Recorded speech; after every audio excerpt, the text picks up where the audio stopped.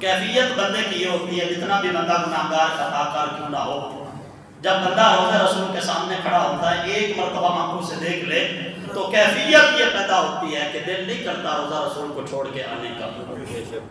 لیکن حالات کا تقاضا ہوتا ہے، وقت کی مجبوری ہے، معاملات ہیں، اللہ تعالیٰ نے ترتیب اس طرح کی بنائی ہے کہ آنا پڑتا ہے۔ لیکن میں بات یہ کر رہا ہوں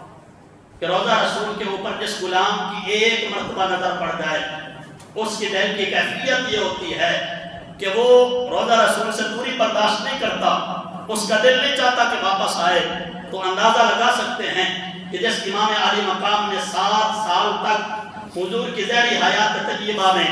کبھی میرے مصطفیٰ کریم علیہ الصلوۃ والتسلیم کے سینے کے اوپر جو ہے وہ لیٹے ہوں،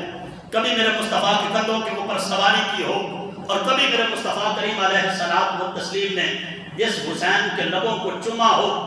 اور جس نے 7 سال حضور کی زہری زندگی میں حضور کے ساتھ گزارے ہوں، اور پھر ساری زندگی روضہ رسول کے اوپر نظر رکھی ہو،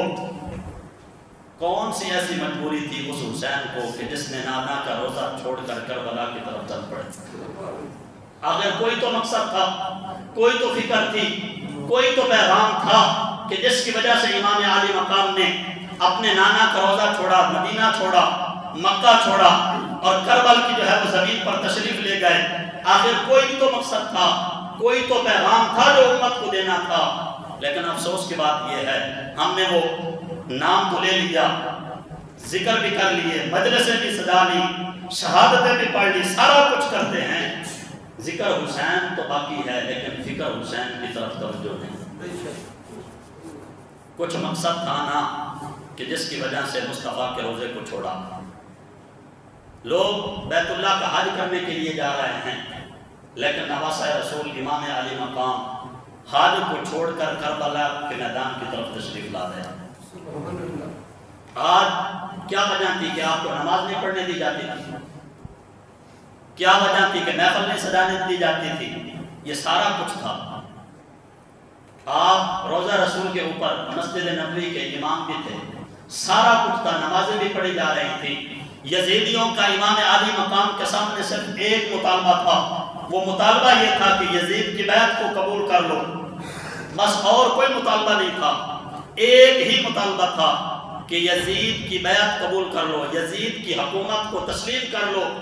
لیکن امام عالی مقام اگر آپ کر لیتے تو آپ کو حکومت کی طرف سے تمام مراعات بھی ملتی، سارا کچھ ملتا، لیکن یزید کے سیاہ کرتوتوں کے اوپر پردہ پڑ جاتا اور اس کی تائید ہو جاتی، پھر قیامت تک لوگ جو ہیں وہ ایسے کرتوت کرتے رہتے، کوئی پوچھنے والا نہ ہوتا۔ لیکن امام عالی مقام نے یزید کی بیعت قبول نہیں کی، کوئی مراعات نہیں دی ہے، بلکہ حق کا یہ آواز بلند کر کے اپنے خاندان، اپنی جان تک کا نذرانہ پیش کیا، لیکن حق بات کو جو ہے وہ بلند کیا۔ یہ تھی وہ فکر۔ اگر آپ چاہتے تو کر سکتے تھے کہ حالات کا تقاضا یہ ہے کہ سارے جو ہے وہ حکومت یزید کی ایک طرف ہے، میں تنہا ہوں، حالات کا تقاضا یہ ہے کہ میں حکمت عملی اختیار کروں، میں یزید کے خلاف کھڑا نہ ہوں، میں یزید کے خلاف نہ بولوں۔ لیکن امام عالی مقام نے کسی چیز کی پرواہ نہیں کی ہے، اور میرے امام الانبیاء نبی پاک صلی اللہ تعالی علیہ وآلہ وسلم کا فرمان ہے، حضور نبی پاک صلی اللہ علیہ وآلہ وسلم نے ارشاد فرمایا کہ جب بھی حق کی بات ہو تو تمہیں چاہیے کہ تم حق کے ساتھ کھڑے ہو جاؤ،